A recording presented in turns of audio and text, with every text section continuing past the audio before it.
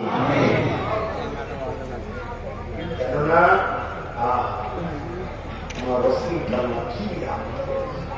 কি শান আমরা মনে করছি সব শেষ হয়ে গেছে, কিচ্ছু শেষ হয় না। রাসূলুল্লাহর সঙ্গে আদম আর প্রেমের সম্পর্কটা কেটে গেছে। নবীর সঙ্গে আদম ও প্রেমের কানেকশনটা জরুরি। ভাই আপনাদের বিষয়টা কষ্ট হচ্ছিল যে বসে গেছি আর আপনার স্মৃতি খবর যাচ্ছে না, তাহলে আমি কিছু স্মরণ করি আপনাদের পাশে গেছিল। কেন আমার যেখানেই যাই বা তাও যখনই করতে আসে ভাই নবী বলবো শোনা ভাই যাও যাই না।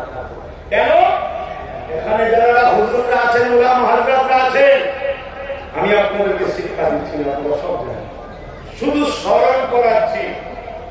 এত আয়াত নাযিল হয়েছে মক্কাতে, একটা মক্কায় আয়াত দেখাতে পারবে যে ইয়া আইয়ুহাল্লাযীনা আমানু বলে নাযিল হয়েছে?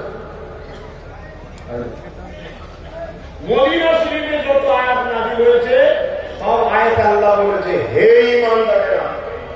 তার মানে কি মদিনা হলো একদম স্পেশাল, এখানে অন্য কেউ নাই।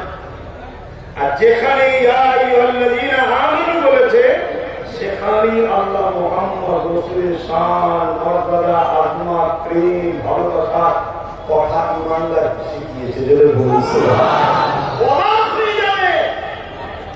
আমার নবী একদিন সাহাবাদেরকে দাওয়াত দিয়েছে, অনেক দিয়েছে, একদিনের কথা বলছি যেদিন আয়াত নাযিল হয়েছে দাওয়াত দিয়েছে। সেই দাওয়াতের মধ্যে পেয়েছে কে? হযরত সিদ্দিক আকবর আছে, দাওয়াতে হযরত ওমর ফারুক আছে, হযরত উসমান গনি আছে, হযরত জামাই মওলা আলী শের খোদা রয়েছে, আরো অনেক বড় বড় সাহাবা রয়েছে। দুপুরের খানার দাওয়াত খাওয়া দাওয়া হয়ে গেছে। খাওয়ার পরে রাসূলুল্লাহকে নিয়ে সাহাবারা বসে কথা বলছে।